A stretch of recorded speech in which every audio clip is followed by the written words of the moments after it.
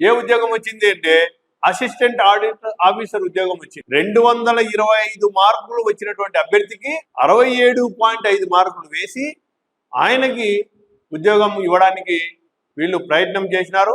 ఉద్యోగం వచ్చింది. మెయిన్స్ లో 398 మార్కులు వచ్చినటువంటి మరో అభ్యర్థికి ఇంటర్వ్యూలో వీళ్ళు వేసినటువంటి మార్కులు 72.5, ఆయనకు ఎంపీడీఓ ఉద్యోగం వచ్చింది. అదేవిధంగా 400 మార్కులు వచ్చినటువంటి ఇంకొక అభ్యర్థికి వీళ్ళు వేసినటువంటి మార్కులు 72.5 మార్కులు, ఈయనకు ఎక్సైజ్ శాఖలో ఏఈఎస్ ఉద్యోగం వచ్చింది. అంటే ఇక్కడ ఏ స్థాయిలో వీరు అవినీతి చేశారు, ఎవరికైతే ఉద్యోగాలు ఇవ్వాలనుకున్నారో వీళ్ళు ముందుగా డిసైడ్ అయ్యి వాళ్ళకు మాత్రము ఇంటర్వ్యూలో ఎక్కువ మార్కులు వేయాలి అని చెప్పేసి ముందే నిర్ణయించుకున్నట్టుగా మనకు ఈ సిట్ నివేదిక సమర్పించినటువంటి నివేదిక ద్వారా మనకు తెలుస్తుంది. అదేవిధంగా పరీక్షా పత్రాలు గ్రూప్ 1 మెయిన్స్ పరీక్షలో 3వ దశ ఎన్నో అక్రమాలు జరిగాయి. అంటే ఎవరైనా ఏ ఎగ్జామ్ అయినా ఒకసారి కరెక్షన్ చేస్తారు,